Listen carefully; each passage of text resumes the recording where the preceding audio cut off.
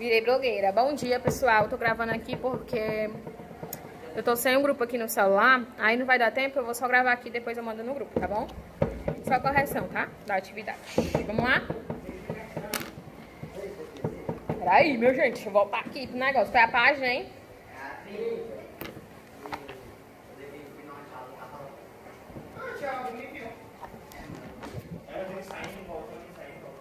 Bora lá, página 30.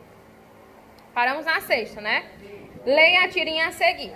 Amor, estava dirigindo seu carro quando, contra minha vontade, a lataria de seu carro ganhou um formato único, diferente, personalizado.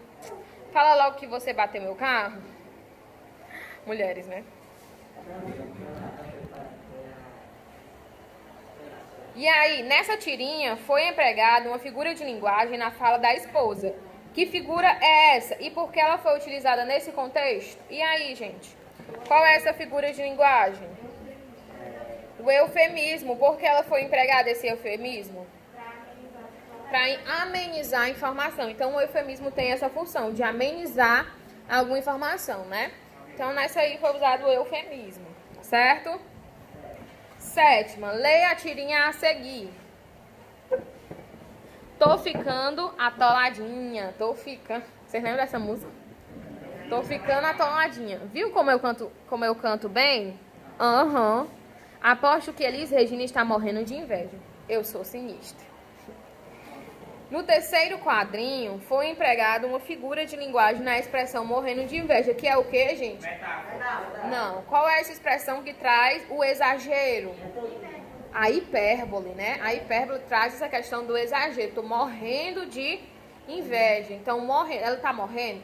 Tá, né? Mas ela traz essa questão do exagero. Por isso a gente chama ela de hipérbole, tá bom? Vamos lá. Oitava. Leia a tirinha a seguir. H. Mulheres adoram fazer compras. Homens detestam fazer compras. Isso é que se chama relação amor e ódio. No terceiro quadrinho, a expressão amor-ódio configura-se como exemplos de quê, gente? Antítese. Por que antítese? Porque o quê, menino? Ah, significados opostos, né? Porque traz essa ideia de oposição, né? Empregos de palavras de sentido oposto marcada linguisticamente na mesma sentença, né? Então, essa relação de sentidos opostos é a antítese, tá bom? Beleza? Nona, leia o poema a seguir. Ângelos. Desmaia à tarde, além, pouco e pouco no poema. O sol, rei fatigado em seu leito, adormece. Uma ave canta ao longe, o ar pesado estremece, do ângelo ao soluço agoniado e plangente. Salmos cheios de dor, impregnados de prece. Sobem da terra ao céu numa ascensão ardente. E quando o vento chora e o crepúsculo desce, a Ave Maria vai cantando tristemente. Neste hora, muita vez, em que fala a saudade, pela boca da noite, pelo som que passa. Lá os perenes de amor cuja mágoa me invade. Quisera seu som ser a noite, erbria e douda. De trevas o silêncio, esta nuvem que esvoaça, ao fundir-me na luz e desfazer-me toda. No poema Ângelo, especificamente na primeira e segunda estrofe, ocorre o predomínio de qual figura de linguagem? Qual é a figura de linguagem que a gente mais vê nesse poema? A gente vê nesse poema, gente, que ele traz ideias de seres humanos a seres inanimados, né? Por exemplo, ó, o sol dorme? Não, né? O sol no máximo se esconde, né? O sol, rei fatigado em seu leito, adormece. Então, o sol adormece. Então, eu trago essa função realmente que é só do ser humano para um ser inanimado, um ser que não tem vida, tá bom? Outro exemplo. O ar pesado estremece. Ó, o ar também pode estremecer? Não, né? Então, vejam que eu trago essa ideia de personificação. Então, a figura de linguagem aí é a personificação, beleza? Ok, até aí. 10º, o jardim ou o jardineiro? Oi? Personificação, item C.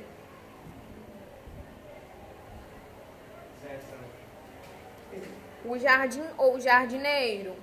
O que é que se encontra no início? O jardim ou o jardineiro? É o jardineiro. Havendo o jardineiro mais cedo ou mais tarde, o jardim aparecerá.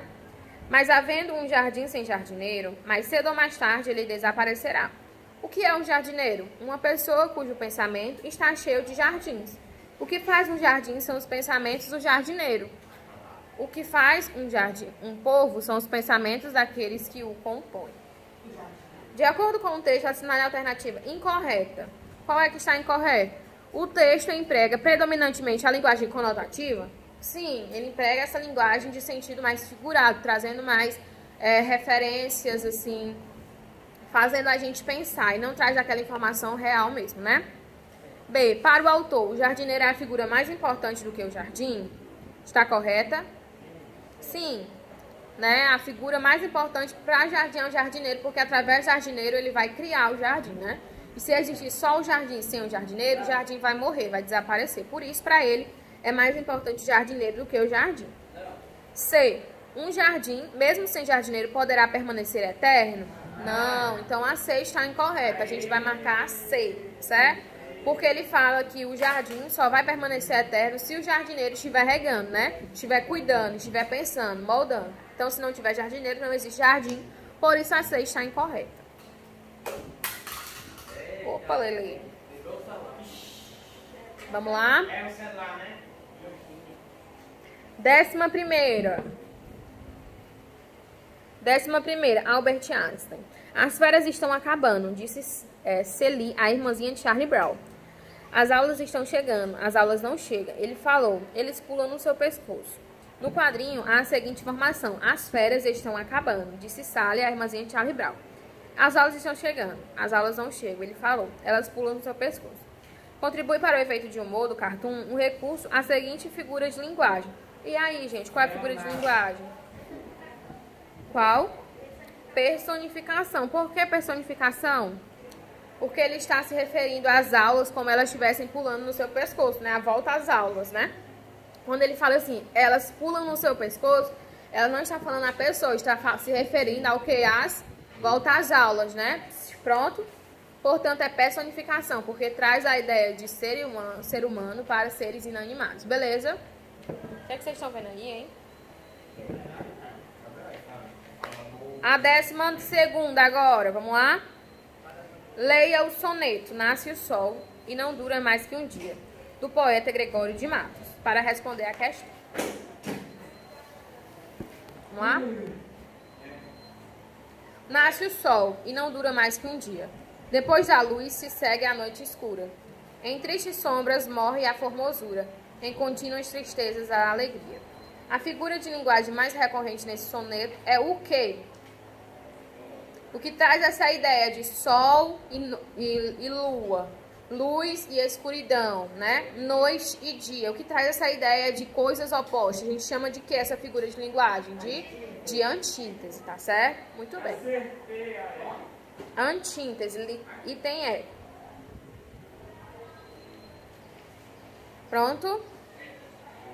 13ª, texto 2. Desperdiçar água é jogar a vida pelo ralo. Você é 70% água.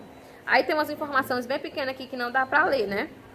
Sobre a campanha do texto. Só não é correto afirmar que. Pronto? Pronto? Gabriel e Levi, né, colegas? Vamos fazer esse lencinho. Obrigadinha, tá? Pronto, vamos lá, né? Então, é correto afirmar que. Só não é correto. Então, a gente vai marcar o que está incorreto, beleza? A expressão jogar vida pelo ralo deve ser lida exclusivamente no sentido denotativo? Deve ser lida no sentido real? Eu vou pegar minha vida e jogar pelo ralo porque eu não estou bebendo água? Não é no sentido real, mas sim no sentido conotativo, no sentido figurado, né? Porque ele quer dizer, através dessa expressão, que se quando a gente desperdiça água, a gente traz o desmatamento, a gente traz inúmeros, eu esqueci a palavra. Vale, esqueci a palavra. O contrário de benefício é malefício, né? Então, inúmeros malefícios para a nossa saúde, para o nosso ecossistema, para o nosso planeta. Então, por que jogar a vida pelo ralo e desperdiçar água? Porque com esses malefícios a gente acaba reduzindo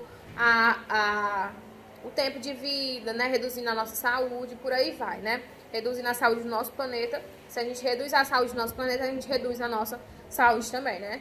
Por isso que ele fala que desperdiçar água é jogar a vida pelo ralo, tá certo? Então, ele quer dizer tudo isso com essa informação. Por isso não está no seu sentido real, está no sentido figurado, né? Porque é através dessa informação, dessa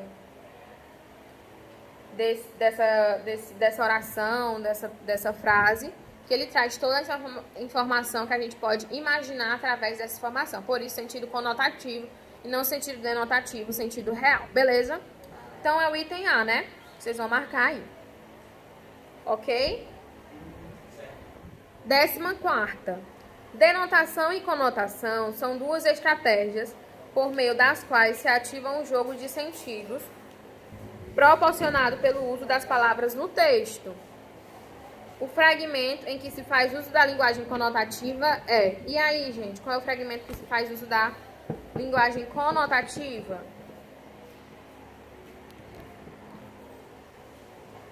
E aí? O sol parecia a gema de um enorme ovo frito. Muito bem, Maria Clara, né? Porque traz um sentido irreal, né? Não está no seu sentido real. Muito bem. 15ª. Observe a charge abaixo e assinale a alternativa que contém assertivas verdadeiras. É grave a situação da saúde e da educação. Morou? Tô sabendo, mas ainda não deu para morar? Não. A situação da habitação também é péssima. 1. A charge apresenta linguagem coloquial? Sim ou não? Apresenta sim, não apresenta aquela linguagem formal. A gente percebe pela questão do morou. Morou, né? Acho que vocês nem sabem o que é morou, né? É do tempo de vocês não, né? Morou é assim, tipo, tá ligado? Entendeu? É morou. É das antigas. Esse morou é mais antigo que eu. Então, vocês não devem saber mesmo, né? Então, morou é o tá ligado. Então, não é a linguagem dos mandracas, né? Que é o pirangueiro que chama, né? Não é não? Tô brincando. Mas, enfim, deu pra entender? Então, não é a linguagem que a gente usa de uma forma formal, né? Pronto. Não é aquela linguagem formal, né? Que a gente utiliza em eventos formais. Mas sim uma linguagem que a gente usa no nosso dia a dia, conversando com amigos, né? Quando eu falo assim, aí, tá ligado? Né? Eu tô conversando com meus amigos e não com uma pessoa que eu preciso conversar formalmente. Então, é sim uma linguagem coloquial. A 1 é verdadeira, beleza? 2. Em tô sabendo, mas ainda não deu pra morar, não. A palavra em destaque é empregada no sentido denotativo. Não tem palavra em destaque aqui, né? Então, aqui não temos palavras de destaque. Então, aqui não dá pra gente entender. Eu tô sabendo que tá em destaque, é? Ah, porque no meu livro aqui não tem nada em destaque. Mas é o tô sabendo, né, que tá em destaque. Pronto, então está no sentido denotativo? Sim, está no sentido real, tô sabendo, né? Sentido real, não é sentido figurado. Então, denotativo, beleza? 3. A charge apresenta uma crítica à saúde, à educação e à habitação? Errado? Por que tá errado? Tá certo, ele tá apresentando uma crítica à saúde, né? Quando ele fala assim, é grave a situação da saúde e da educação, morou? Então, é uma crítica à saúde. E aí, no outro quadrinho, ele fala sobre a habitação, ó. Tô sabendo, mas aí não deu pra morar, não. A situação da habitação também é péssima, né? Então, quando ele fala morou, ele traz esse verbo pro morar, né? Não deu pra morar, não, que a habitação também tá péssima, entenderam? Então, todas estão corretas. E tem D de dado. E essa questão aqui foi mal, eu entendi essa questão. Beleza até aí? 16ª. Os poemas são pássaros que chegam, não se sabem de onde e pousam. No livro que lês, quando fecha o livro, eles alcançam o voo como de um açapão. Eles não têm pouso, nem porto. Alimentam-se um instante em cada par de mão e partem.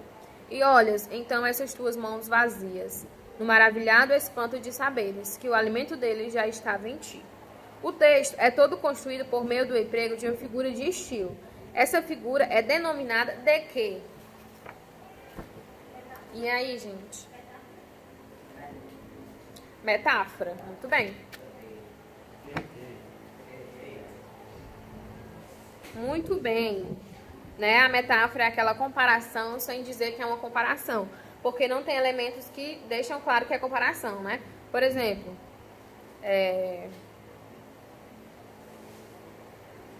os poemas são pássaros. Ó, veja, os poemas são pássaros e não são como pássaros, né? Então, por isso é aquela comparação sem mostrar que é uma comparação, né? Então, é a metáfora. Beleza. 17ª. Então, vocês marcam em metáfora B, né?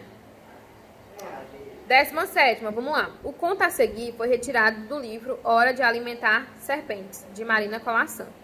Para começar, desejou ter a beleza de uma árvore frondosa, tatuada nas costas, copa espraiada sobre os ombros. Temendo, porém, o longo sofrimento imposto pelas agulhas, mandou tatuar na base da coluna, bem na base, a mínima semente.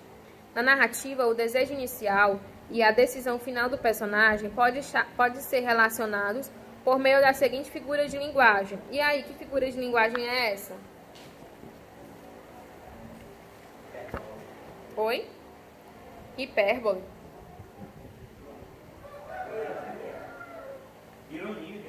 Ironia não. Metonímia. Por que metonímia? Por que metonímia? Metonímia ocorre quando uma palavra é substituída por outra, com a qual apresenta um relacionamento de sentido que pode ser de parte para o todo ou de aproximação para o todo, né? Por isso nós chamamos aí de metonímia. Beleza? Ó, porque ele começa, desejou ter a beleza de uma árvore, então árvore frondosa é o todo, né? Ó. E ele termina assim, bem na base, a mínima semente, que é a parte menor. Então, por isso, metonímia, que ele começa com o todo e vai ao menor, beleza? 18ª agora.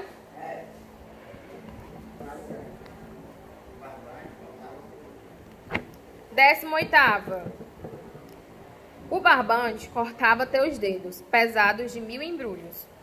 O emprego da expressão 1000 embrulhos no verso mencionado caracteriza-se como figura de linguagem denominada hipérbole. Por quê, gente? 1000 embrulhos é exagero. Esse 1000 embrulhos, né, traz uma ideia de exagero. Então, é o item A. Uma imagem exagerada, mais expressiva do fato referido no verbo. Então, no verso. Item A. Beleza? 19ª agora, né? Aí, na 19ª, nós temos uma tirinha aí só com imagens, né? Certo? Só com a linguagem não verbal. Vamos ver aqui, vamos tentar analisar direitinho. No primeiro quadro, nós temos um homem se olhando no espelho, olhando para o pente que está cheio de cabelo, né? Ou seja, o cabelo dele está caindo. No segundo, a gente vê ele indo ao médico e pensando, né? Aqui, ó, no quadrinho de pensamento, tem ele pensando nos pentes que estão no cabelo. Ou seja, ele está falando para o médico que o seu cabelo está caindo, né? Perguntando o que é aquilo. No terceiro quadrinho, a gente tem o médico analisando com uma lupa os seus cabelos, né? Os buracos na sua cabeça. Então, ele tá vendo tentando descobrir por que o seu cabelo está caindo, né? No quarto quadrinho, nós temos o médico aí receitando algo, escrevendo algo. Ou seja, ele está receitando algo para o jovem aí que está caindo os cabelos, né? Não, parece que ele está receitando algo, né? No último quadrinho, no quinto quadrinho, ele foi um desenho, né? E tá mostrando aqui o desenho, ele todo careca. Né? O rapaz careca e rindo da cara do pobre do homem, né? Então, essa foi a tirinha. O quadrinho do cartunista argentino Quino faz o uso da linguagem não verbal para passar a sua mensagem. No último quadro, o desenho do médico apresenta uma metáfora visual que leva o paciente a pensar sobre o que, gente? Sobre a inevitável tendência de se tornar calvo. Ou seja, ele quis dizer que não teria solução, né? Para aquele cabelo caindo. Então, ele iria, com certeza, ficar careca e não teria uma solução para aquilo. Então, item A, inevitável tendência dele se tornar calvo. Item A. Beleza? Ok até aí? Item a 20ª e última questão. Considere as seguintes afirmações. 1. O verso, o dia voa como um pássaro, está em sentido denotativo? E aí? É conotativo, né? Linguagem figurada. Segunda, o verso, a história é um carro alegre. Traz uma metáfora? Traz-se uma metáfora, gente. A comparação, lembrem que metáfora é a comparação sem explicar que é uma comparação, porque não tem os elementos comparativos, né? Então, ó, a história é como um carro alegre, mas a gente não tem um como, então não pode ser comparação. É o que? A metáfora. A história é um carro alegre. Então, a 2 está correta. Beleza? E a 3, a frase, eu já te falei 1 milhão de vezes que não perdoarei. Traz uma ironia? Não, traz o quê? Uma hipérbole, porque traz um exagero. Então, a 3 está incorreta. O correto é somente o item 2, que é o item B. Beleza? Finalizamos a correção. Eu quero que vocês façam agora um resumo para casa. Pode ser para casa, né? Um resumo valendo um pontinho de atividade para ajudar na nota de vocês de atividade, certo? Na outra aula a gente inicia o próximo conteúdo. Na outra aula é sexta-feira. Vocês têm feriado amanhã, mas sexta-feira eu estou aqui para dar aula para vocês, tá bom? Então, deixa eu explicar, né? Quero que vocês façam um resumo sobre concordância verbal, página 34 até a página 37, tá certo? Página 34 a 37, resumo sobre concordância verbal, beleza? Vocês já sabem como faz resumo, né? Resumindo aquelas partes que é mais importante, que traz mais conteúdo, mais informação, vocês resumem, tá certo? Dando exemplo, beleza? Então isso vai valer como atividade de casa, tá certo? Beleza? Então é isso, gente. Um cheiro e até sexta-feira com feriado.